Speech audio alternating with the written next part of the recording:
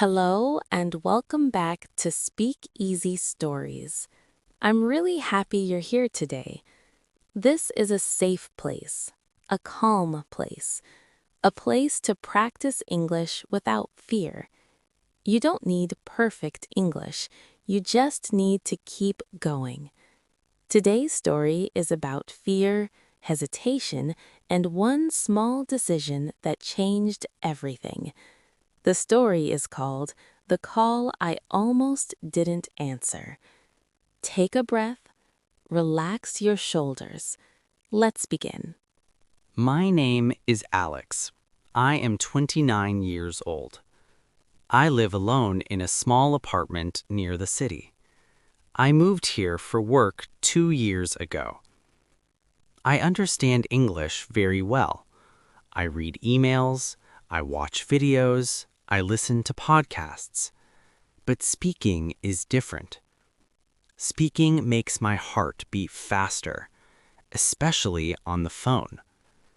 On the phone, I can't see faces. I can't read expressions. I can't slow things down. That's why I avoid phone calls. One Tuesday evening, I came home tired. Work was long. My head was full. I dropped my bag on the floor. I sat on the couch. I checked my phone.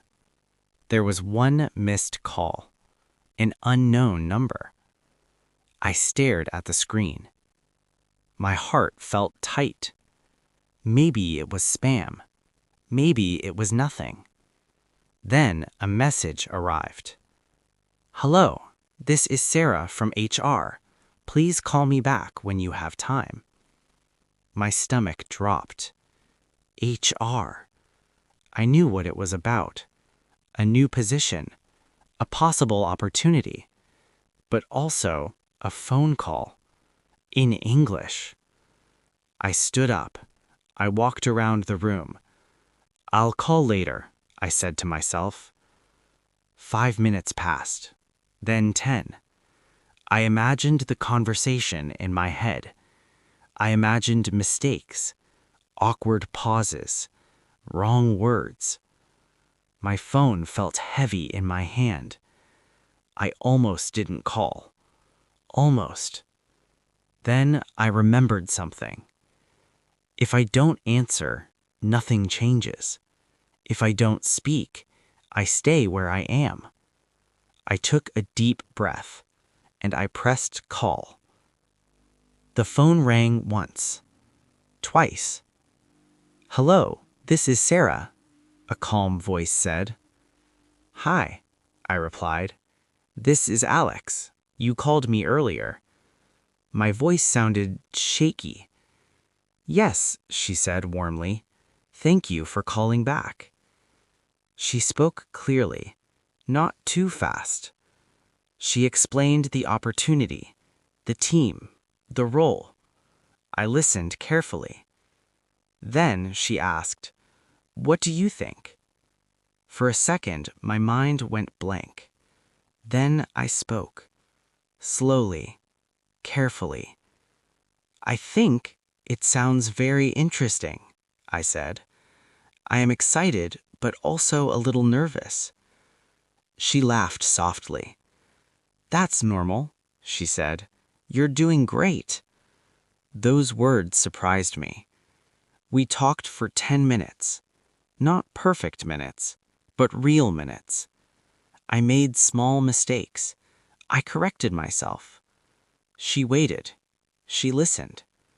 When the call ended, I stared at my phone. It was over, and I was still standing. Nothing bad happened. That night, I felt something new. Confidence. Not big, not loud, but real. The next day at work, I spoke more. I asked a question in a meeting. My voice didn't shake. A week later, I had another call, then another.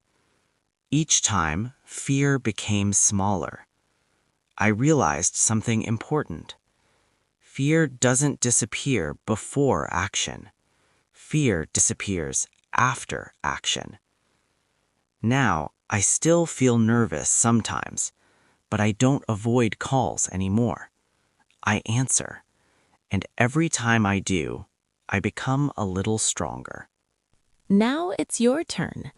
Listen to this story again. Pause when you need.